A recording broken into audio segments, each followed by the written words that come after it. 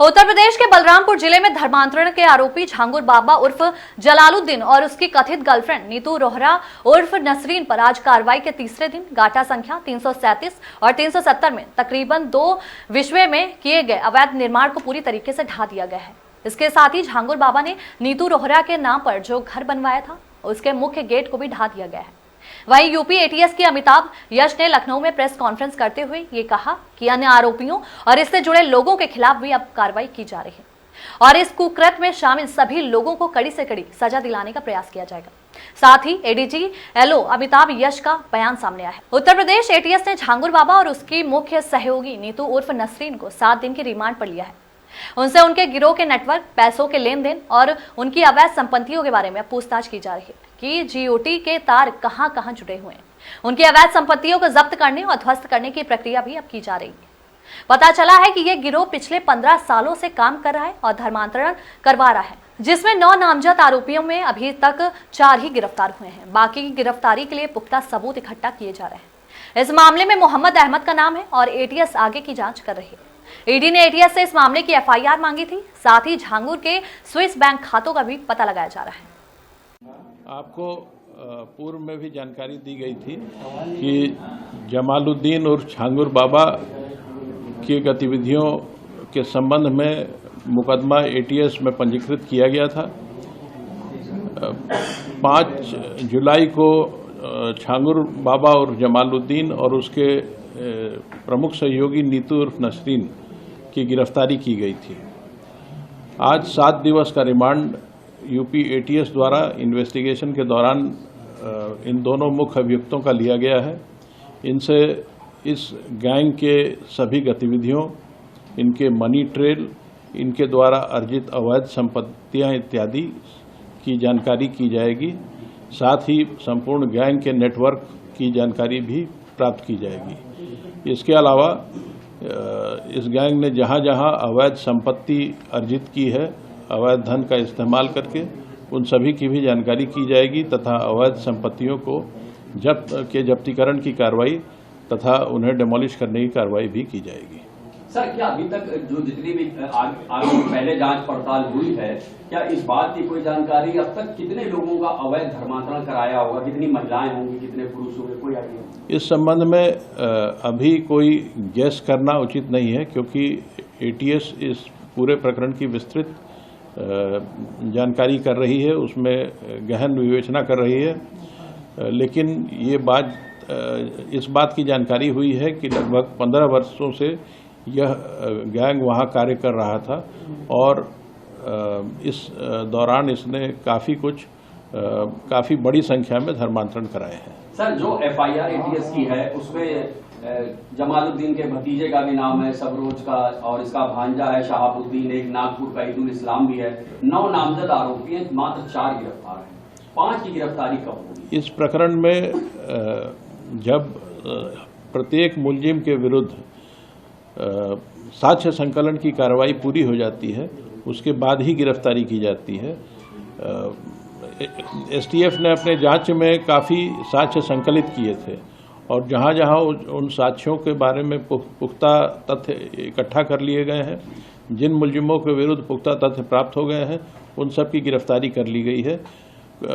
आगे की कार्रवाई जारी रहेगी। सर, एक मोहम्मद अहमद का नाम है जो पूना में बैठा हुआ है। यहाँ कुछ लोग उसको राइट हैंड भी बताते हैं, लेकिन अब उसका बयान आ रहा है, वो खुद अपने आप को पीड़ित बता रहा है और ये बता रहा है कि झांगुर बाबा का मुख्तार अंसारी से भी कनेक्शन है। झांगुर बाबा के सारे कनेक्शंस की जांच की जा रही है। किसी भी एक व्यक्ति के बयान को जमीनी तथ्यों से उसके खिलाफ अवेलेबल एविडेंस की कसौटी पे कसना पड़ता है। जब सारे जानकारियां इकट्ठी हो जाएंगी तभी मैं इस पर कोई स्टेटमेंट दे पाऊंगा। मोहम्मद अहमद आरोपी है? मोहम्मद अहमद आपके लिए आरोपी है सर? मोहम्मद अहमद इस प्रकरण में नामजद है और एटीएस उसके संबंध में जांच कर रही है।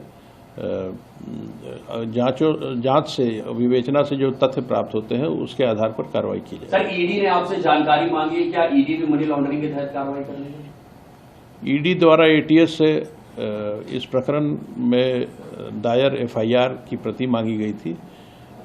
इसके अलावा और कोई जानकारी इस मुख्यालय के स्तर पर उपलब्ध नहीं है। क्या सर ये जानकारी में है स्विस बैंक में भी इन लोगों का खाता है, दुबई या शारजाह में? नहीं, ऐसी कोई जानकारी अभी उपलब्ध नहीं। सर जो ये धर्मांतरण का आरोपी है छांगुर बाबा, इसके मकान के ध्वस्तीकरण पर क्या अब तक क्या अपडेट है?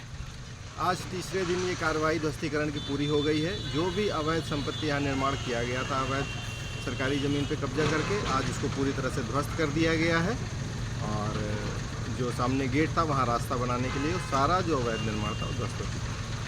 धर्मांतरण का गोरख धंधा करते हुए जिस तरह से छांगुर बाबा उर्फ जलालुद्दीन उर्फ जमालुद्दीन ने जिस तरह से इस अकूत संपत्ति का अपनी कथित गर्लफ्रेंड नीतू के नाम पर निर्माण कराया था, आज उसका अंत होता दिखाई दे रहा है।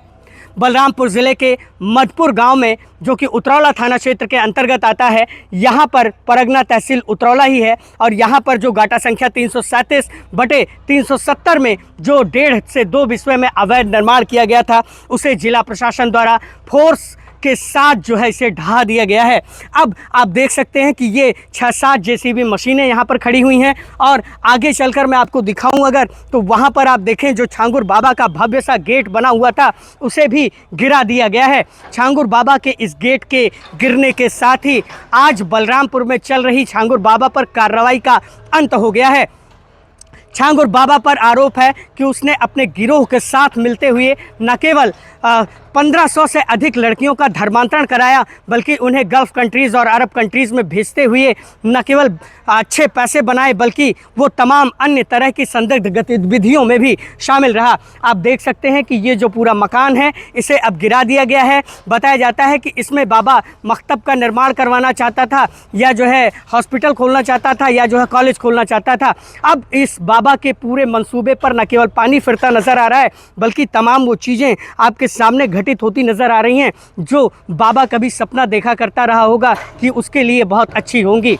क्योंकि उसने गलत काम किया था और उसने अनैतिक तौर पर इस सारे संपत्ति को बनाया था, इसलिए ईडी के साथ यूपी एसटीएफ और यूपी एटीएस भी इस पूरे मामले की गहनता से जांच कर रही है।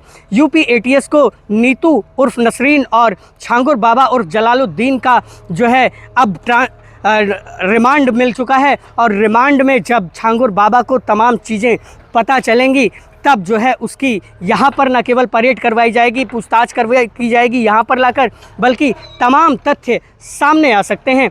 तो आपने देखा कि किस तरह से अनैतिक और अवैध रूप से कमाई गई संपत्ति का न केवल अंत हुआ, बल्कि एक कथित बाबा जिसने जो है तमाम तरह से अनैतिक तौर पर इस तरह से चीज़ों को करते हुए ये बनाया था, उसका अंत होता दिखाई दे रहा है।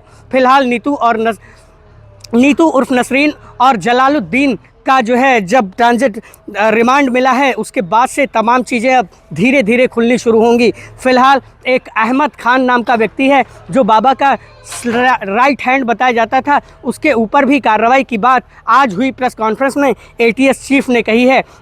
उन्होंने कहा है कि जो भी लोग इस पूरे गिरोह से जुड़े हुए हैं, उनके ऊपर न केवल बड़े पैमाने पर कार्रवाई की जाएगी, बल्कि जिन लोगों के ऊपर कार्रवाई होगी वो न केवल समाज के लिए उदाहरण बनेगा, बल्कि तमाम ऐसी चीज़ें देखने को मिलेंगी जो कहीं ना कहीं गलत हो रही थी, उसे सुधारा जाएगा। बलरामपुर से मैं योगेंद्र विश्वनाथ त्रिपाठी, श्री न्यूज़ के लिए।